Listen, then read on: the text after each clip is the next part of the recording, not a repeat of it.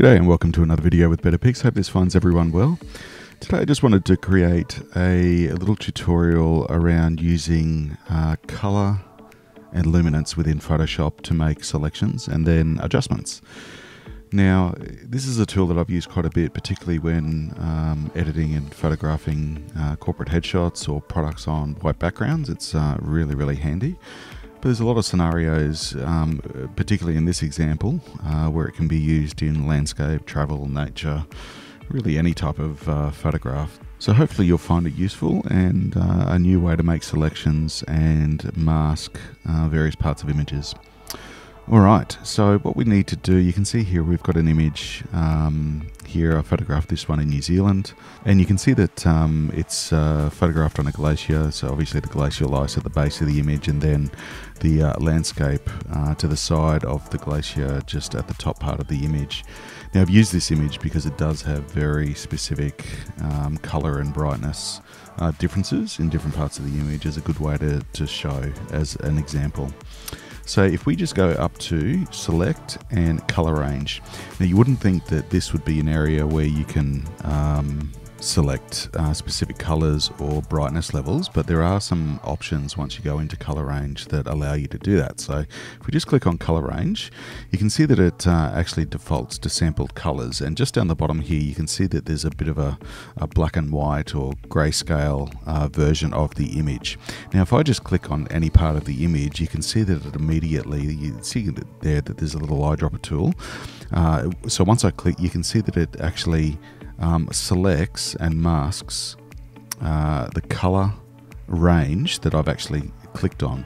So the white areas are the area that are going to be seen through, same as when you use a layer mask, and the black areas are the areas that will be masked out. Now just to take the selection process a little bit further, if you look up on the top left hand side of the screen here, you can see at the moment that the sample size is set to 3:3 average. Now that's just what I have it set to on average. Occasionally I will change it, but if you just hit that little drop down box, you can see you've got the option for point sample, 5:5, 11:11, 31:31, 51:51 and 101:101. So there's plenty of options there if you want to increase the size of the sample.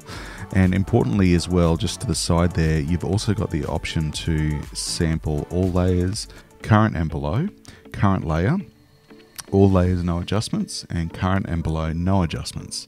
Now I generally have it set on all layers because most of the time when I'm doing this type of work, I'm only working with a single layer, which you can see is exactly the scenario here. So if you are working with a multi-layer image, it's just worth taking that into consideration. You may want to change it to the current layer or some other setting that I guess allows you to do or make the selection that you want to make. So just keep that in mind, sample size and sample. That'll allow you to refine the way that you're actually selecting the color or luminance values and the size of the sample that you're actually capturing. All right, back over to the color range dialog box.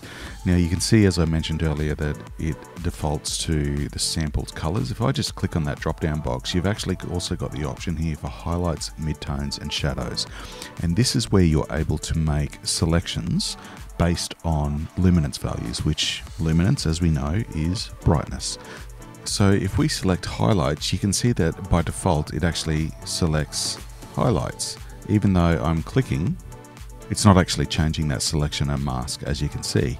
But then if I go into the two sliders that we have here, fuzziness and range. Now range is the tonal value range or luminance value range with which the selection is going to be turned into a mask, if that makes sense. And fuzziness is just allowing us to move a little bit outside. It's almost like a refinement of that selection. Now if I go to midtones, you can see that it's immediately gone to the landscape in the background because that is closer to midtones. Now it's not a true midtone, it's a little bit darker, but we can once again make a selection there based on what we want to achieve. And shadows, now that background is much closer to a darker end of the scale on the luminance values.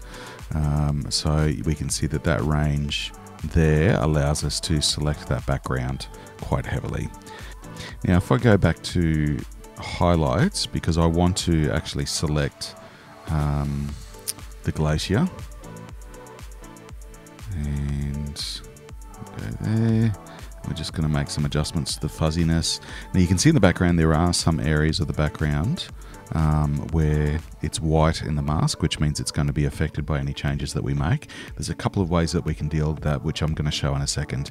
Now if I hit OK, you can see that it's now, there's marching ants over the image, and it's actually selecting, or it's actually selected the brighter part of the image, which in that little dialog box was mostly represented by white. Now, if I then go to, say for example, make a curves adjustment layer, you can see that that mask is automatically loaded into that curves adjustment layer. And if I make an adjustment to that curve, you can see that only the glacier is being affected. Now, you can see that there are parts of the image in the background there that have been affected. So all we need to do is hit Alt and click, and we can see on the actual image that mask. Now what we can do is paint out any areas of the mask by selecting black and our paintbrush tool, any areas of the mask that we don't want to include in the adjustment. So, which you can see by the amount of white in the shadow areas and the background there, there's quite a bit.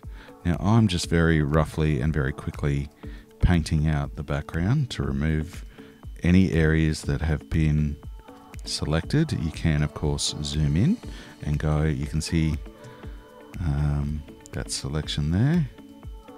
Now it's quite a sharp edge for obvious reasons, because the glacial ice is quite sharp on the edges, but you can see we can clean up all of those selections and make sure that it is nice and refined as far as you want to go. Now you can spend any amount of time you like on this. For the purposes of demonstration, I'm just doing a very quick cleanup. Alright, that looks great. Hit Alt and click on that curves adjustment layer mask again, and we go back to our normal image, and we can see, if we double click to bring up our curve again, we can see that that adjustment is very nicely only affecting the glacier itself. Now, as with any normal curves adjustment, you can also select only specific colors to make a color adjustment, as well as the luminance adjustment, which is the full RGB. Alright, now what we're going to do is have a look at the option of, well, that's great, I've been able to select and adjust the ice. I know that the color is very unrealistic at the moment, but just for the purposes of demonstration, I wanted to make a bit of an extreme adjustment so you can see that. What if I wanted to select this back area and make a color adjustment there? Well, all you need to do is select the original image, the background layer, go back up to select, color range. Now you can, as mentioned earlier, you can use any number of processes to select that area, but as I'm primarily talking about luminance values today, we're going to go to shadows, and I'm going to select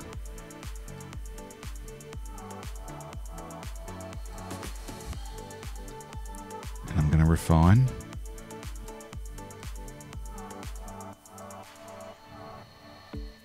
You can see that it's not a true shadow, so there is some bleed. We might actually go into midtones.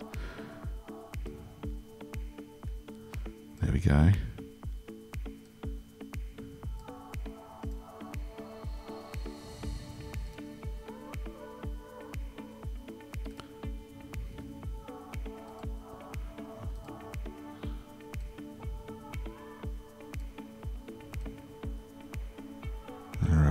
And we're going to hit OK. Now that selection is not perfect. You can see it's been loaded, but there's quite a bit of that ice, which is granted because the tonal value, particularly on those little pockets of where there's holes in the ice, would be the same as what that background is. So again, we can clean that up if we want. Now say for example we want to make a color balance adjustment. We've made our selection. You can see by the marching ants there, if I click on color balance, you can see that now a second layer has been created and the mask has been inserted as we saw beforehand. I'm just going to click on Alt and on that mask, and once again I'm just going to clean up with my paintbrush and black selected that mask so that only the background will be showing through. The bulk of the hard work's been done by the selection of the glacier, selection of the background, which is why you can see the hard edge there of the glacier. If I just hit X to have white as my foreground color, I can paint in that mask so that the landscape in the distance there is fully white. Excellent. Again, just a rough selection at this stage for the purposes of demonstration. Alt and click brings it back to normal. And now with that color balance tool, I can make color adjustments to the background, which again, I'm making an extreme color balance adjustment just for the sake of demonstration.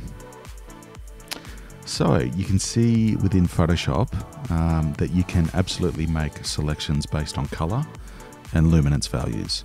It's a bit of a different process to doing it within Adobe Camera Raw and Lightroom. And certainly with Adobe Camera Raw and Lightroom, you have the benefits of a raw workflow. So to include that selection in other parts of your workflow, as well as still having those global and local adjustment availability. But certainly if you're working with an image within Photoshop, there are ways to make selections based on color and luminance values, as well as the flexibility to clean up those selections and then make whatever adjustments you need to make to that specific image. Well, that certainly doesn't look like a realistic scene. It's certainly not looking like the scene that I photographed originally, but again, for the purposes of demonstration, you can see that those selection processes are pretty quick and straightforward. And certainly there, I think, is a place within Photoshop where this process can help to make selections and make color adjustments. Hope this video has been helpful. Thanks again for stopping by, and as always, if you have any questions, please pop them in the comments below. There's also some helpful links down below to some other videos that I've created that you might find useful around edits and options. Thanks again, take care, look forward to seeing you next time.